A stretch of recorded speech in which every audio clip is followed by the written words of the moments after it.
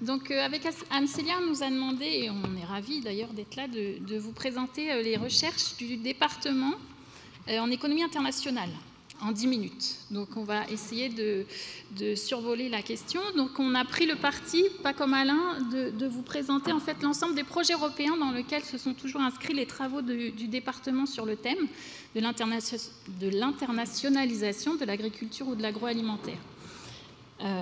Donc on va balayer différents projets européens et pour vous montrer l'implication, enfin l'inscription de nos recherches dans des réseaux d'excellence et d'aide à la décision publique.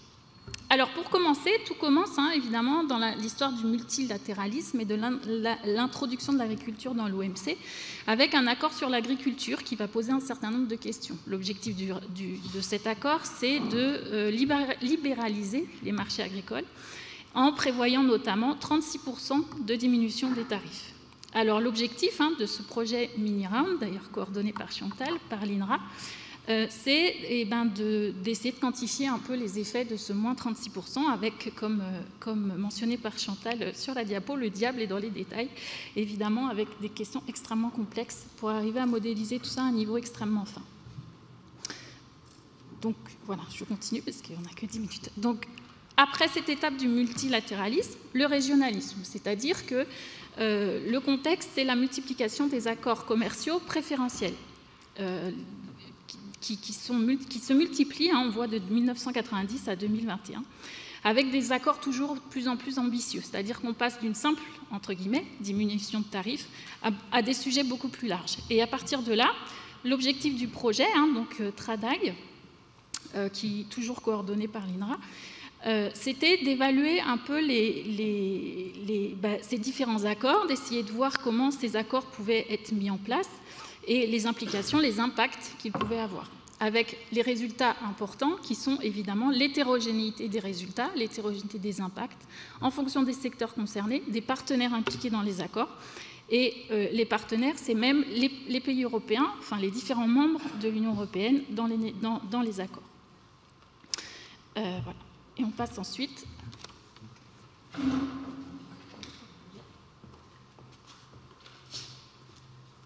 Bonjour, donc je vais continuer. On avait décidé de faire cette présentation à deux voix, à quatre mains.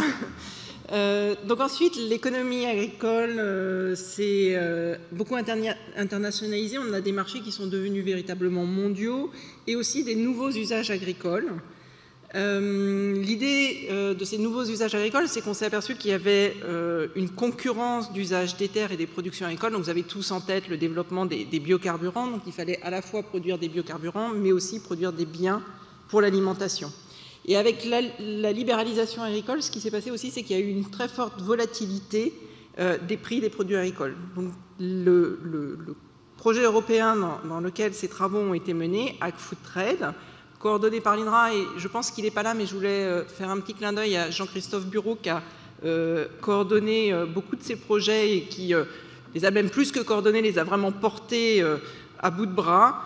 Donc dans AgFoodTrade, l'idée c'était d'arriver à mieux intégrer dans les études sur les flux d'échange des facteurs qui jusque-là n'étaient pas pris en compte dans les analyses. Donc comme je l'ai dit, la volatilité des prix et puis les différents usages des productions agricoles.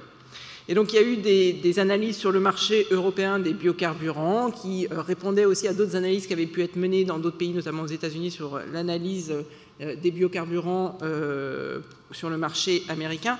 Et les résultats qui sont ressortis, c'était vraiment la complexité des effets, de dire finalement l'impact environnemental des biocarburants est assez mitigé quand on prend toutes les émissions de gaz à effet de serre, etc., qui ont été produites pour arriver jusqu'à la production de ces biocarburants. Et sur la volatilité, il y a aussi pas mal de travaux qui ont été menés sur les politiques de stockage publiques.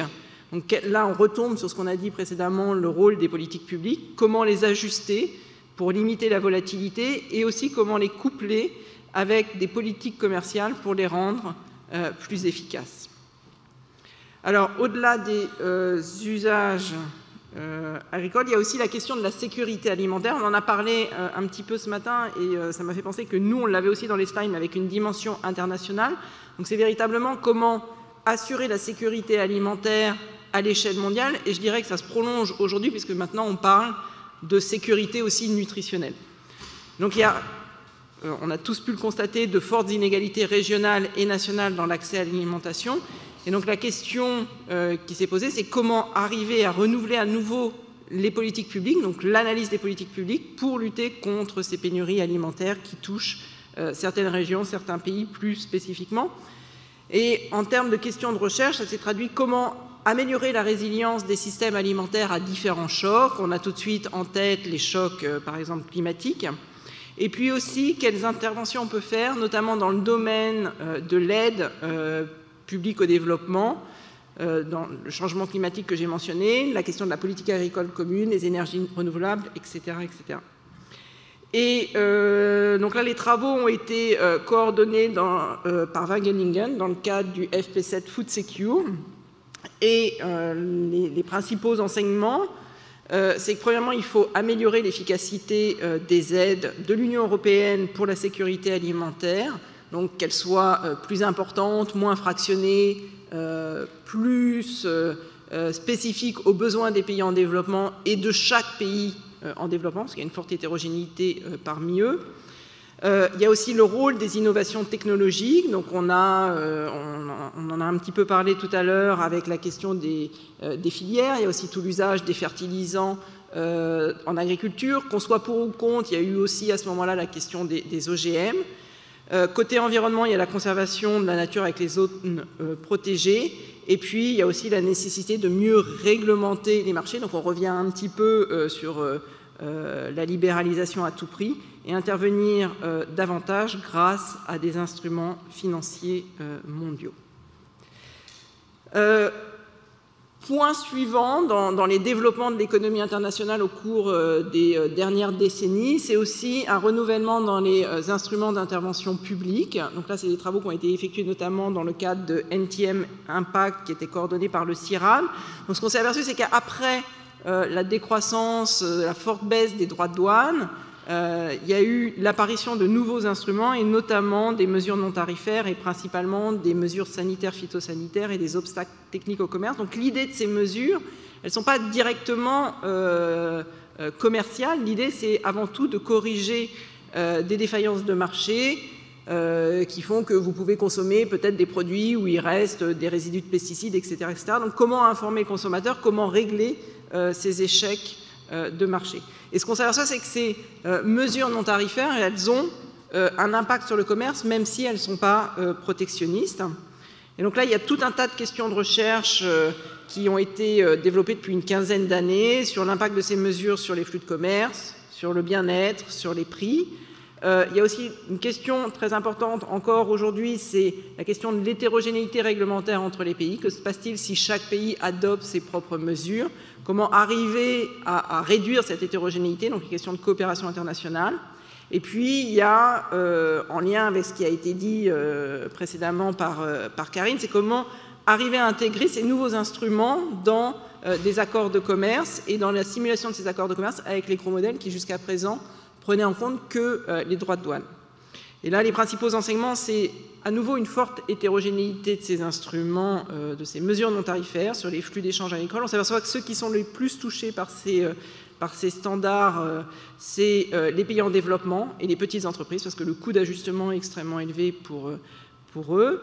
Il y a un effet sur le bien-être qui peut être positif. Donc on est dans des cas où l'effet sur le commerce peut être négatif, mais l'effet sur le bien-être peut être positif, parce qu'on réduit un dommage, on corrige une défaillance de marché. Et dernier point, c'est que les effets prix sont relativement complexes à quantifier. Autant les effets sur le commerce, ça va, mais sur les effets prix, c'est un peu plus difficile. Je laisse la parole pour finir à Karine pour présenter un dernier projet qu'elle coordonne. En effet, très très rapidement, Gilles. Le dernier projet européen qui est en cours, qui a déjà 1 an, c'est le projet BAT Model. Donc là, l'idée, c'est vraiment de prendre en compte ces accords de plus en plus complexes, qui ont de plus en plus de domaines d'application, c'est des accords dits de deuxième génération, hein, et là, clairement, les modélisateurs sont dans la peine pour vraiment simuler l'ensemble des provisions de ces nouveaux accords.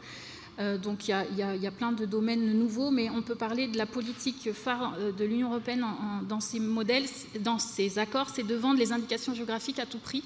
Et l'un des enjeux, notamment, il y en a plein d'autres, mais du coup, je n'ai pas trop le temps de tout vous expliquer, c'est d'introduire ces indications géographiques dans la modélisation. On va parler aussi de chaînes de valeur mondiale, de mesures non tarifaires, toujours avec Ancilia, de flux commerciaux nuls ou de qualité des produits qui sont échangés.